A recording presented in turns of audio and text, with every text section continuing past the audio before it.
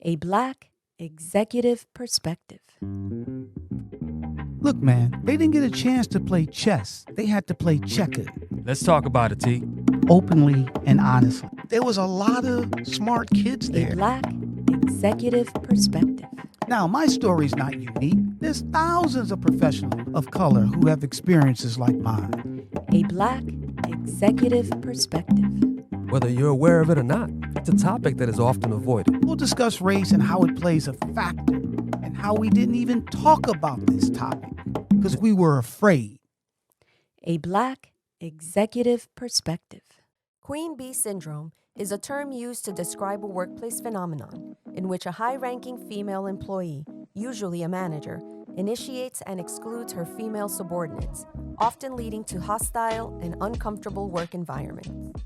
While the term is often used to describe women in positions of power, it can also refer to any situation in which a person in a position of authority abuses their power to harm those beneath them.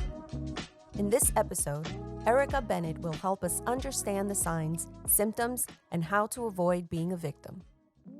Welcome to a Black Executive Perspective podcast, a safe space where we discuss all matters related to race, especially race in corporate America.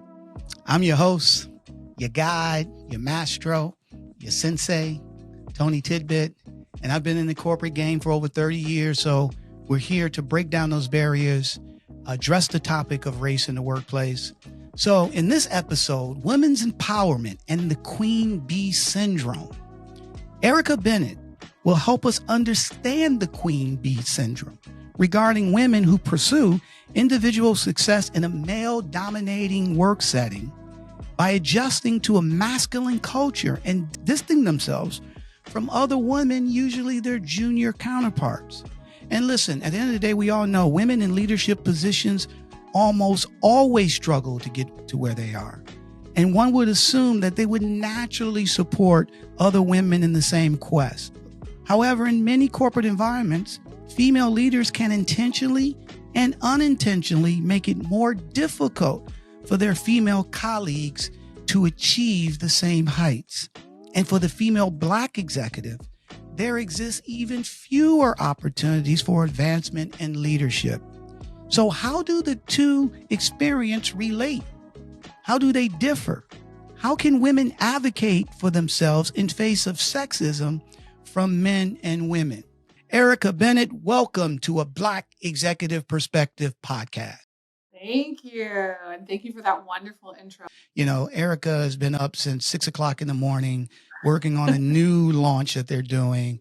And she's in LA, so she's already had a long day. So again, we're very appreciative of you being able to join a Black Executive Perspective to talk about a very important topic, right? Women empowerment and the Queen Bee Syndrome. So before we dive into it, tell us a little bit about you, Erica. Give us a little bit about your background.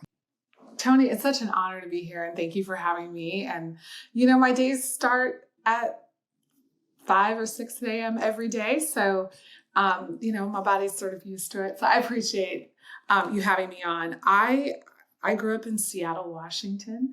Okay. So very kind of interesting background, equal parts like West Coast hip hop and REI, like camping granola girl. So I did it all. And I think it's just allowed me to appreciate so many different ways to experience our world. So that's sort of me growing up. And as I mentioned, I went to Chicago. I sort of feel like Chicago raised me in a way because I feel like I came into my own and developed my own worldview and my own sense of purpose and mission in college. I was very fortunate to have incredible professors and incredible peers who have now gone on to do wonderful things, who all were a part of that growth for me. And then, you know, about a year after graduation from college, I moved to LA, and my mission and purpose has always been around representation for our people in media. That has looked very different. I thought I could do it through the casting office and realized I got to be at the network or the studio or I need to be a producer to really have like all the power. Right. And I sort of miss being creative. So that sort of sparked this whole journey for me of working across many different industries, working with many different brands, but all really in service of trying to find ways to accurately and authentically represent the Black experience here, both in the US and globally. That is awesome. And that's what we want to dive into today in terms of the accurately and, diving into the Black experience. And again, we can go into this a little bit when we go into the Queen Bee syndrome, and one of the questions, and I'll get to there shortly. But is the Queen Bee, is it just for African American people of color? I mean, that could be something for any woman in terms of leadership. Is that correct? Well, I think you have to think about the very, you yourself kind of said it in your intro, the number of women that even can ascend to a specific place in their career is limited by many different factors. Gender bias in the workplace, the role of women, in culture and in the home and in family. Often it is the woman that is making sacrifices, making career choices to be, to better support family making and family decision planning. And so when we think about women in general, the path to the C-suite or the path to these executive roles is not an easy one. So I don't think it is something that is specific to the Black community. I think it's something that is much bigger and much more focused on when we look at all of the hurdles that women face getting to the top. And what women have to do, right? Either we have to make sacrifices or delay our family planning, or we may have to show up differently in the workplace. And I think all of those then impact how we end up interacting and how we relate to other people in the workplace. So right. That's my take. No, it's good. And we're going to dive deeper into that, but I love that answer because, we want to get an understanding. But also want to get one final question to you, an understanding of you. Like I said, you're very accomplished. You have a mission. You've talked about, real quickly about how Chicago raised you. You've done a lot of things. You've been, you've gotten accolades from different organizations or different publications in terms of who you are, the work that you do. You talked a little bit about how, you thought you could be able to have more power in one area, but then you knew that I had to move to this area to actually run it, to have the power. So speaking of that, you have a lot of talent. You bring a lot to the table. Well, what is one superpower that you wish that you could have? I don't like to sit in the world of lack. I don't like to think about what I wish I could have or what I wish I would have done. I believe our life is very much by design, and every place that I am in is a series and a culmination of all the experiences I've experienced along the way. I mean, I wish I was just overall a little bit more organized and better at my calendar, but I'm not. But I'm very grateful for my path, and I'm very grateful for the many different people who've taken me under their wing and mentored me. And I'm now grateful for the opportunity to take work in the intersection of my purpose and my passion and what I think I am good at, which is marketing, right. And bring all those worlds together and live in that every single day and live in that. So I don't know that there's a superpower I wish I had that I don't have. I don't know, turn invisible but I really try to operate in the present. And I think, I don't know, I'm just so grateful for what I do have. Right. And I don't think about what I don't have, and I don't I try not to sit in a place of lack, but really come from a place of abundance. You know what? So that's a great answer. Okay. Because at the end of the day, it is about looking at what you're blessed with versus what Mhm. you don't have. Right. Yeah. And having that mindset of abundance, you attract abundance. So, Yeah. And I also think, we just have to accept that we're human beings and that we are naturally evolutionary beings.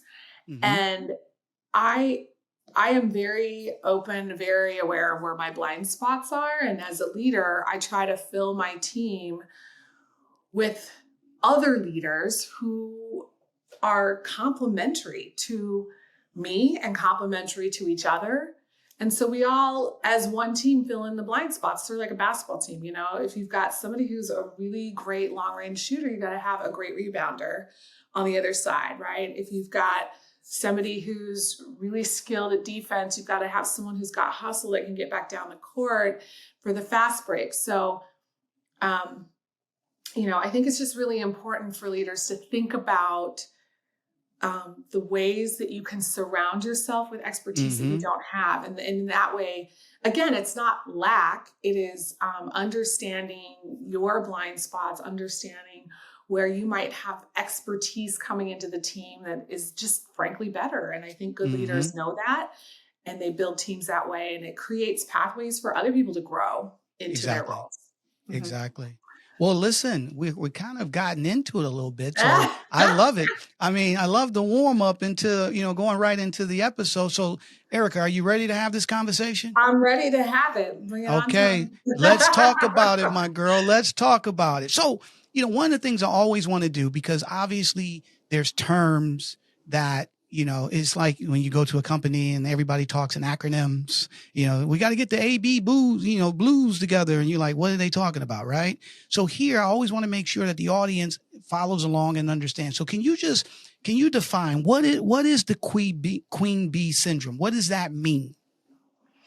Well, it's a term that's been given to women in senior positions in any respective field who may themselves or uh, push forward in the organization, gender bias, or may kind of want to hoard all the power for themselves.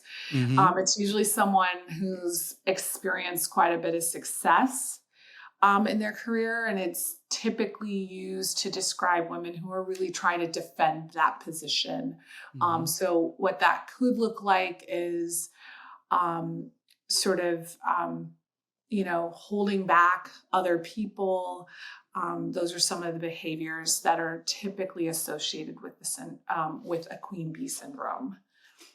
So, and again, why would somebody do that?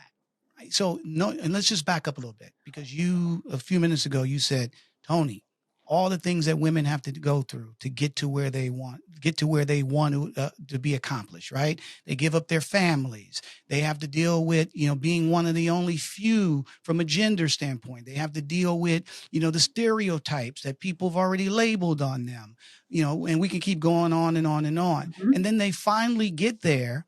And then all of a sudden they're playing, I'm going to use your basketball analogy. They're playing, they're passing a ball around the perimeter of the court, and they're not really trying to help anybody else score. So Yeah. especially knowing that they went through all that, why would they have this type of mindset? Some people, it's as a woman, it's hard. Um, you oftentimes have to show up and be even more persistent, even more like there's so much bias around women and how we should show up in the workplace. Mm-hmm. We can't be this way or we're angry. We can't be this way or we're this. And so I'm not defending queen bee syndrome, but I am, and I think it's important that we all acknowledge the difficulty with which women in particular, and in particular Black women, have to show up in role just to get halfway to where their male counterparts are. We have to show up strong and convicted, and we have to be researched, and we have to, be buttoned up and zipped up in how we present strategy, and we have to be prepared to defend it. And so I think that a lot of times what happens is there's probably a subset of women who lack the self-awareness to even understand that they're just doing what they've always done to get to the level that they've done. And then there's probably a subset where it's maybe a little bit more intentional, and that comes with deep-rooted insecurity, because women have consistently throughout history and throughout our lives been told, these are the spaces that you are equipped to occupy, and these are the spaces that you're not equipped to occupy. And so there's probably a mix of both, but I think it really stems from having to fight every day just to get the foot in the door, just to be in the room, to be heard, to be, for your voice to be understood, for you to be respected in the same way as your male counterparts. So, and so where I struggle is that, and let me tell you a quick little story. Sure. So, in which is a different dynamic as being a male Black versus being a female Black, right? So I recognize, even though, the doors that wasn't a lot of doors open, a lot of places, the majority of places, I was the only Black person, especially as I got up into leadership positions. Okay. So, and I understand women, even if you look at the pay equity, males make more money than women, right?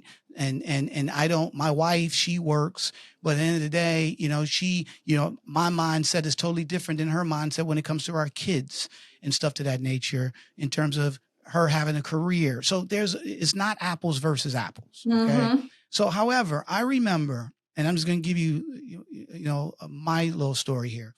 I remember being in an organization. Again, I'm in advertising sales. I've been to VP level. I didn't see a lot of people look like me.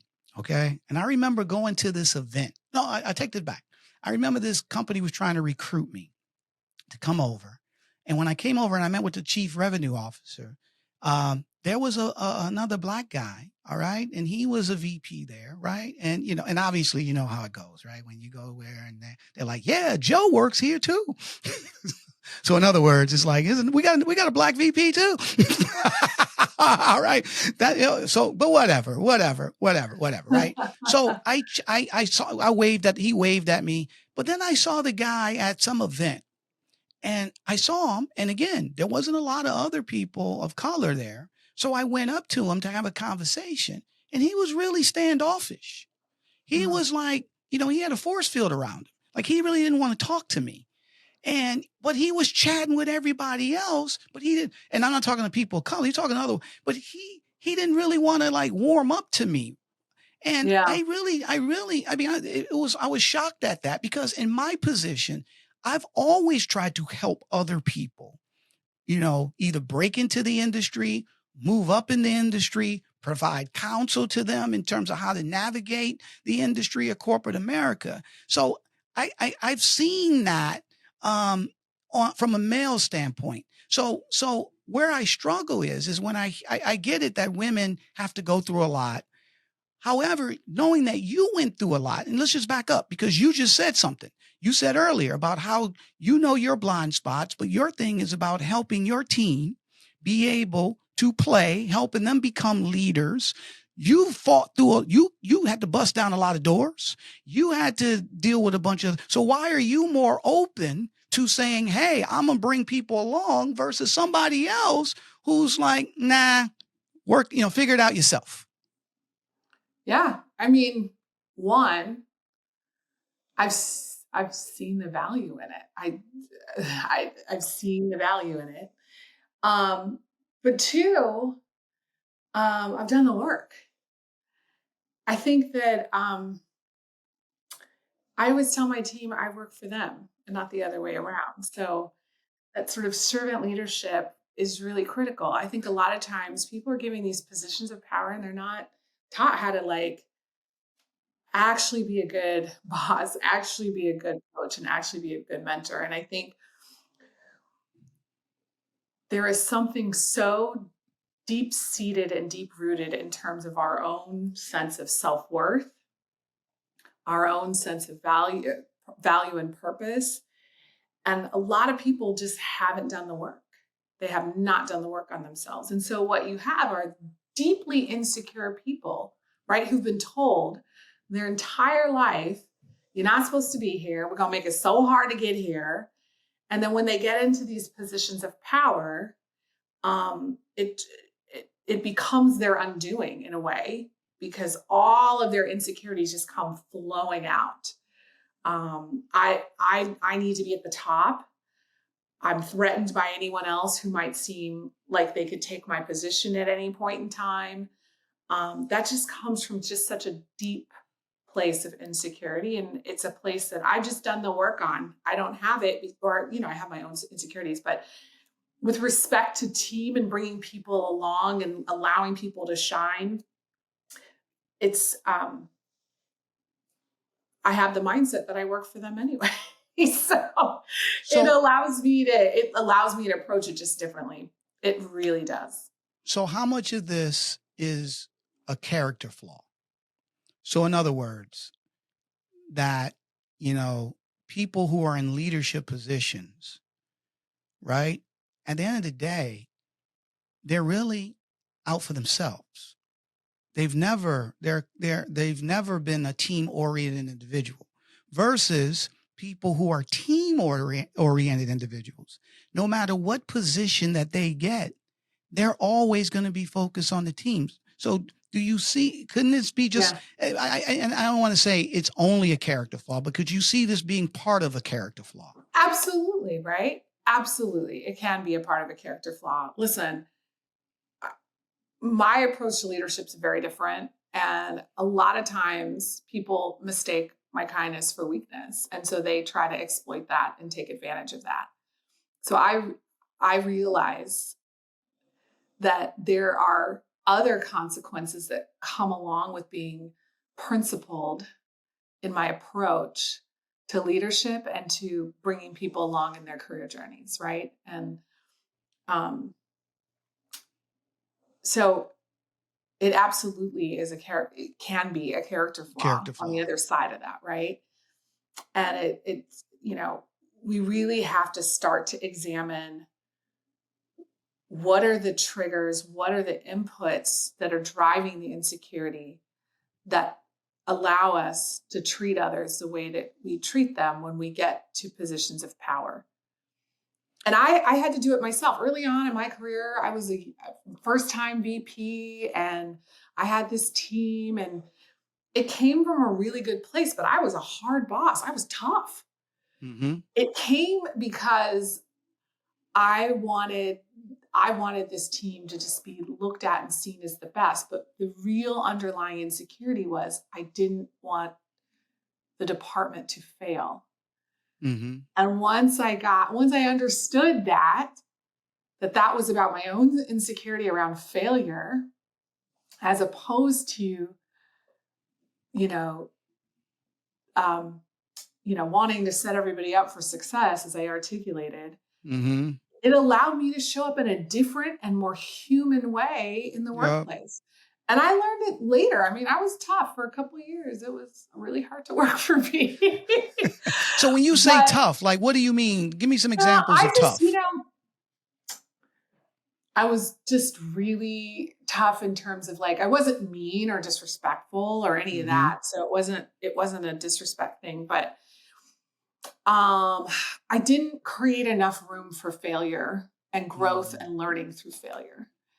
I wanted us to just get it right. And so I put in a lot of fail safes so that we got it right. Mm-hmm. You know what I mean? And so that the pipeline wouldn't go away, and so that we get hired for more jobs, and so that we wouldn't just be competing with other Black agencies. We'd actually be competing with every agency. Right. And we did. We accomplished all of that. And I'm so proud of that. The what is incredible. The how we got there for the first year or two was intense. And guess what? It drained me. It exhausted me as a leader. And when you say it exhausted you as a leader, like, what do you mean by exhausted you as a leader? It exhausted me to constantly be like, maniacal about every little word and Mm, comma and period right. and every little, detail, when in reality, I had a superstar all-star team and I should have just been really confident in the work that they could do. And Right. so, a couple years into the role, I really started to understand that concept. And again, it came down to me doing my own work, my own self-discovery, to realize, oh, I have a deep-seated fear of failing this team, failing the company, and failing myself. And that I need to address, because we're not failing. We're doing very well financially, and we're doing very well in the industry. And once I sort of let go of that, there was more freedom for people, and we flourished more, because this person had a great idea and we weren't picking it apart. We were adding to it to make it better. Right. This person was really good and really tapped into social media. And even though they were a junior coordinator, I'm going to let them run with this because they can add value in ways that no other agency could. So as soon as I started to kind of shed the fears of failure and really embrace the abundance that could come from giving people the freedom to just do what they do. And if Mhm. we fail along the way, we fail along the way, we learn, we pick ourselves back up, and we keep going. So do you And think we this never was broke it. so do you think this was just something that you discovered, or you went through, or do you think this is something that the majority of people in a leadership position at a certain level goes through? I think a lot of people at a certain level, especially when you get in the C-suite. I'm here. Mhm. It's hard. Mhm. There's a Mhm. lot. There's very Mhm. high expectation and a lot that my team, and that I have to deliver as part of an executive team, right? I'm Mhm. responsible for ensuring that a brand that has been around for 50 years that I adore and other brands that have now come into the family, that they succeed. So it's a lot of pressure. It is a lot of pressure. And I think some people don't ever learn that until they get to the higher levels. And that's when you have dynamics that are like what we have dubbed the queen bee syndrome. Yeah, so number one, thank you for sharing that. Number two, I'm pretty sure my audience, a lot of people in the audience would relate to what you said, especially if they've been in leadership positions. Because to be honest, Erica, I did the exact same thing when I first got into leadership position, right? It was about my fear of failure. It was about and it was more, and I didn't think this way at the time, but I knew it was part of the motivation. I'm the only black leader here. I never said that.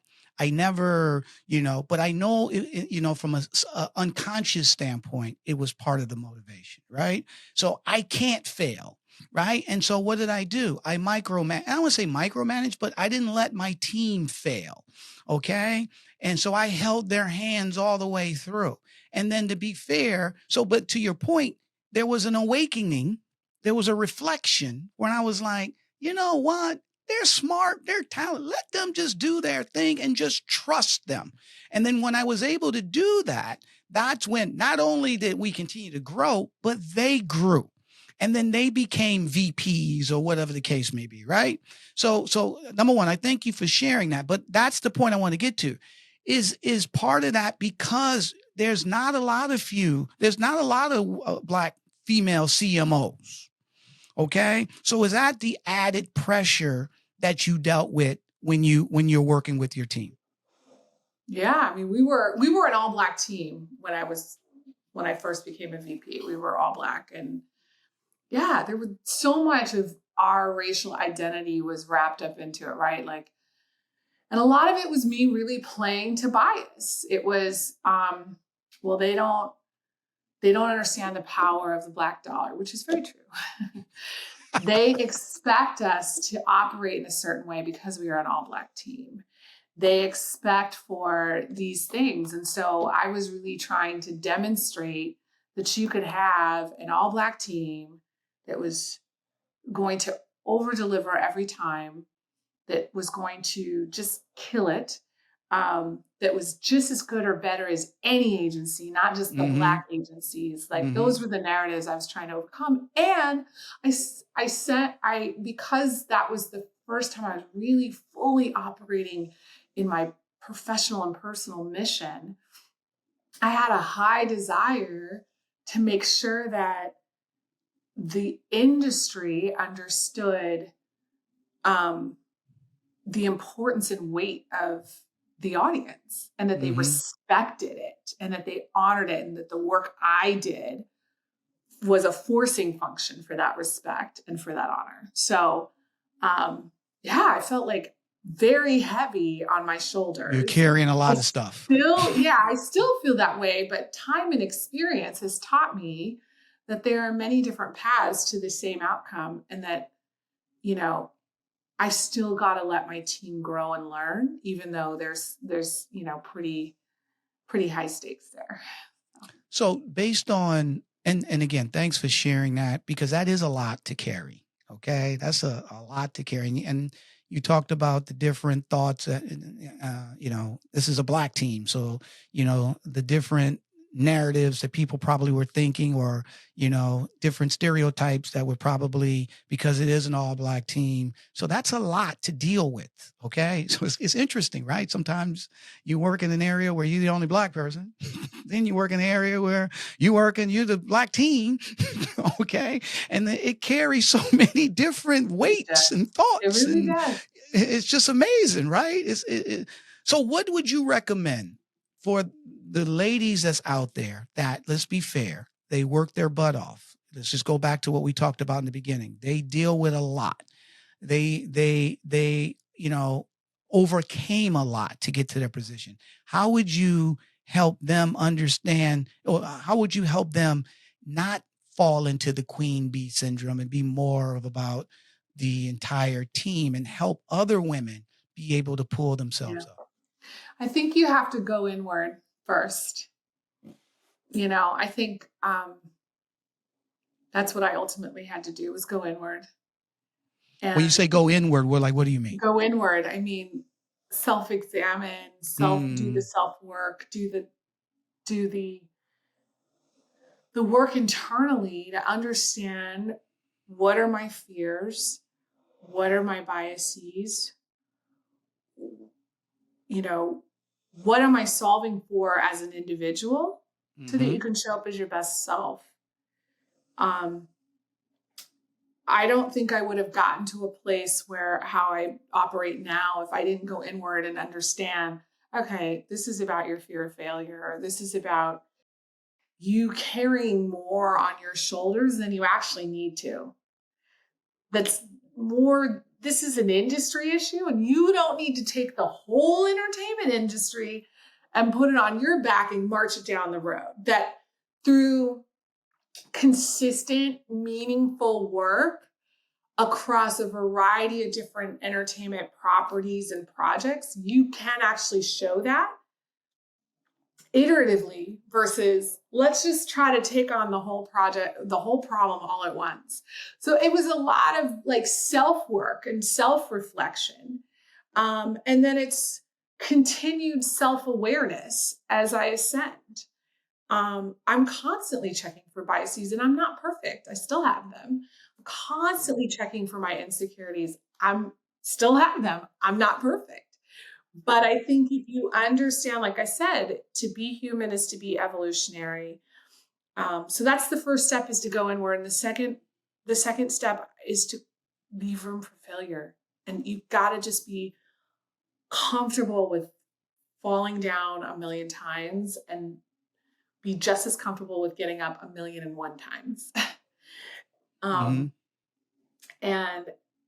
until I learned how to sit in the discomfort of failure, and sit in the discomfort of ambiguity and all that comes with what I perceive as failure, I couldn't understand how to not allow that to be the guiding light that that drives me every day towards success. And the third thing is, I think you have to reframe your definition of failure. Is it truly a failure if this doesn't happen? So really getting crisp on what failure even looks like. Right. Right. Because I had such high standards, I still do for myself, that like, if I delivered a document and just was like, did not have the right I dotted or T crossed, that I was like, guys, what are we doing? What are we even doing? Do you know So, what I mean? So I no, had to I know what you reframe, mean. okay, failure might be we didn't hit this number or whatever, but is it really this thing over here that's probably not a failure? So, again, I would say going inward. I Right. would say being uncomfortable, sitting in that discomfort of failure. And the third, Right. leaving room and reframing What what the failure looks like definition of failure could be. is would would the makeup of your team in terms of you coaching them and getting the best out of them and they become A players in the organization. Is that a success? Absolutely. Absolutely. Absolutely, right? I did an interview once and they asked me, like, what is your biggest success? Everything you've done. And I was like, looking around the industry and seeing people who started out as like interns and junior coordinators who are now running multi-million-dollar film campaigns, or who are now running whole comms departments, or who are now who have stepped out into the world of entrepreneurship. Mm-hmm. All of that is It's it off your tree, right? blows my mind, and I It's don't, off your I like tree. don't want to take credit, but No, but it's it's just off your tree, incredible. Yeah, right? it's So just if you incredible. help other individuals, that's the point here, right? If you help Yeah, other individuals grow and they become leaders, right? That's a success as well, right? yeah, Isn't your bosses or the company looking at, I always taught my team this. It's like, look, at the end of the day, it's not that I'm going to help build your brand. So I'm yeah, going to not just keep you under my thumb. I'm going to tell everybody how great you are. But here's the kicker. You need to also build your brand, because hmm, this is when I know you're building your brand, is when I say something about you, Gab, and somebody says, oh, Gab, she's awesome. Or Tony, your team is great. Everybody in your team. You see my point here? That's a success as well, right? So I think that's where we want to get everyone in terms of empowering and helping other individuals take it to the next level. Well, and we don't often place enough value on that, right? Like, I think we think of success as, did we hit our revenue numbers? Did we hit this? Did we hit that? One of the more interesting barometers of success, or KPIs, I was interviewing for a role, and I asked them, like, what's your kind of goal on the people side? And they said, I want to get that phone call from when the person leaves my company and goes to the next job, and the boss at the next job calls me and goes, wow, this person is an absolute star. Because the reality is, we're not all going to stay in the same place forever. No, no. Our interests change, our needs in terms of professional development change. So how then can we think about getting people ready for the next thing? And What does speaking of that that, look like? how so your love, because obviously you've had a lot of different roles at different organizations. So how can an organization get more women in leadership positions? How can they cultivate and train, especially women of color, different backgrounds? So there's less of a queen bee syndrome, and it's more about putting more people, more women in positions that they can be able to fly and grow themselves. Yeah, I mean, I've been really fortunate. Worked under some pretty dynamic women and Black women. I work with dynamic Black women every day. So I'm very fortunate. I think that, um, I go back to what I said earlier about why I think that behavior may show up. Mm-hmm. among women or among women of color. And I truly believe it. A lot of it has to do with the way that women have to fight. And so removing some of those obstacles and biases, right? And, you talked about how can we coach women. I was just as qualified, if not more, than a lot of my male counterparts. I Mm-hmm. was not given the same opportunity. So it wasn't a coaching issue. It was an access issue. It was a sponsorship issue. So when you say access sponsorship issue, be a little bit more specific. Like, what do you mean? Meaning someone in the room going, we should give Erica this opportunity. Somebody talking on your behalf. We should, yeah. Or someone kind of working to co-conspire in the same way that men get these opportunities. So I think clear the path. Women are qualified. Yes, sure, coaching, but also acknowledging when they are qualified, putting them up for the role, and not making it so difficult to get into these positions is critical. Right. And then, of course, there's work that needs to be done on the individual. But I think when you have a group of people who've been conditioned over time to believe a certain thing about themselves, they are fighting an internal battle of their own insecurities. And you know what? That is an excellent point. And that's the thing that's not spoken about a lot, right? Right. Is when you show up, you already have a bunch of baggage that you have to deal with. All right. So excellent thought there. So we talked about superpowers earlier, and you said, "Hey, you know what? I really, I'm blessed, and it's all about abundance." Not the answer you wanted to hear, Tony. No. It's all good, but I'm going to go right back to that a little bit, right? So, Yeah. For my audience who's listening to a Black executive perspective, the lady who is bringing everything to the table. They're playing chess, not checkers. They're working hard. They're building their brand within the organization. They aspire to be where Erica Bennett is. They want to be CMO or CEO or CRO, whatever, or run their own business, whatever the case may be. What 3 or 4 bullets would you give them? Knowing there's a bunch of tank traps, knowing there's a bunch of stuff that they're going to have to overcome. There's booby traps everywhere. There's going to be a million traps, right? There's going to be a million traps. All right. We know that. They know that. So how can they navigate? Give them some feedback, some background, 4 or 5 bullets in terms of how they could do that. I think, first of all, kind of surrendering to the process. I spent years, even in more recent roles, being like, what am I doing? What is happening? And now at the role I sit in, where I've got to understand, I'm probably a rare CMO because I've done almost every job in my department, but I've got to not only understand what everyone does, but then figure out how all of that moves our business and company objectives forward. So the years I spent how did I end up in social of all places? And now social is a critical part of our business. We're a publisher. Well, Essence is a publisher. Right. So they need to be a student of the business, understand the process. Surrender to the process. Surrender to the process. This doesn't mean you throw intentionality out the window, but I think it means you can understand where you want to get, and it's okay to kind of take a windy road to get there. It's not always linear.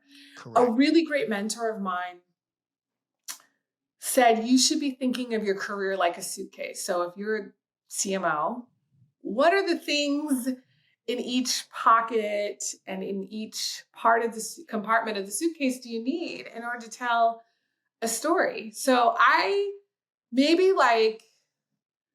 3 years ago started reading the job description of a CMO. And I'm like, oh, and I highlighted, okay, well, I'm not quite there yet on this. I'm not quite there on this. I'm not quite there on this. And I basically turned that into my learning agenda at these companies. Mm. And I'm like, okay, I need more experience running a budget of this size. What could that look like to do that? And really partnering with my managers and leaders to say, hey, I want to step up and own that. Mm. So tell them what you want, be straight up, let them know where you want to go. Yeah. And you don't have to say, I'm trying to be the CMO one day, I'm trying to have your job. But what you could say is, here's some things I'm really interested. Here's some skill sets I'm really interested in building out. And this is where I need your support. And the good managers, like, you could use your review, you could use your one-on-ones, but the good managers really appreciate that you're thinking about your own career and taking it into your hands and coming to them with a roadmap and a plan. Hey, that project that I heard about in the staff meeting. Yeah. Remember when we talked about, I think I could do that. And here's how that connects. So I think surrendering to the process, being super open but being intentional, right? Understanding what skill sets you need and treating every job, every role, having a learning agenda and having sort of like, these are the things I want to accomplish and get out of it. I still have a learning agenda in my CMO role. I'm never done learning. And I have a list of all the things that I want to accomplish that I made when I joined, and,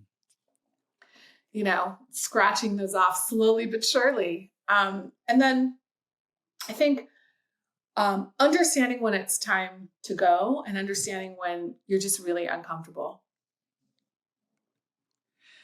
That is, so can you just spend a couple minutes on that real quick? Because I think that's where the majority of us fail. All right. Not knowing when it's time to cut out. Yeah. Okay. Well, I also think you got to know the difference between the two, because there have been times where I've probably cut out and I should have stayed. And there are times where, I stayed way too long. Right. And neither of those are good. Right. So again, having that roadmap, having that agenda, being very intentional about what you want to give to the organization, what you want to get out of the organization before you leave, helps you understand it's time to go. I've had jobs where I was enrolled for 1 year and I was like, you know what? I got what I needed. I'm out. And it was intentional and purposeful. And I had it clear. So when I'm talking to these recruiters, there's a narrative there. It's not just like I peeled out because I hated it, Right. And then there are companies where I switched roles after 2 years. So, my time at YouTube is a great example of that. I got really great experience there. I mean, marketing strategy, no one does it like YouTube. So it's very, very impactful for me. I spent 2 years on social, and then, our business priorities shifted and it was time for me to move into something else. And this role, working with communities and creators, was like a huge passion point for me. Right. And so I think you have to just know. And then at a certain point I was like, okay, where else can I go? Nowhere else to go. Maybe time to peel out. And I went back to my list and I'm like, look at all the things. Launches, successful shows for YouTube, business impact, marketing impact, personal brand impact. Okay, this might be a good time. Awesome. I really appreciate you sharing, because at the end of the day, there's somebody, I know this for a fact. I don't know their names. I don't know what part of the country that they're in. I don't know what they do for a job. They may be in high school, or they could be, 50 years old looking for something else, or, looking for a change or a bump in their career. Somebody's going to hear what you said and they're going to put it in action and they're going to make it happen. And you know why? Because they see you and they know, hey, there's somebody out there who's gotten to where I want to go and they look like me. It's not going to be easy. A lot of tank traps, a lot of stuff along the way, right? But I see Erica. She talked about helping and empowering her team. I don't have to be the queen bee syndrome. I can be able to, understand the process throughout the company, be able to intentionally let people know where I want to go. I love the suitcase analogy, right? What pieces are missing What do I need to put in this pocket right here to make sure I have a full suitcase? And then I love the last thing you said, understanding when it's time to move on, or making sure you're not leaving too early, because there may be still things that you have to do to get to where you want to go. Yeah, So, what better way to learn than on someone's time? That was dime. I think, it's so true, right? Final thoughts, Erica. Final thoughts. I think getting clear early about the type of leader you want to be and staying unwavering in that is critical. And I think then that allows you to show up in the best way possible. It allows you to support people's their career aspirations. It helps with your own. And, I think that's the most important thing, is just going within and figure out who you want to be and how you want to show up in the world, and then actually do that. Okay. Well, number one, we really appreciate you today. You provided us a lot of value, a lot of thoughts, and obviously it's been a long day for you. So really appreciate, I know, and you got to go back, you got stuff you still got to do. So Erica Bennett, love you a lot. Thanks a lot. Wishing you nothing but mad success. What a pleasure. Thank you so much. Well, I hope you really enjoyed, as I did, a Black Executive Perspective podcast episode, Women's Empowerment and the Queen Bee Syndrome. So our tidbit today it's from Stephanie Courtlier, founder of Igorous Women.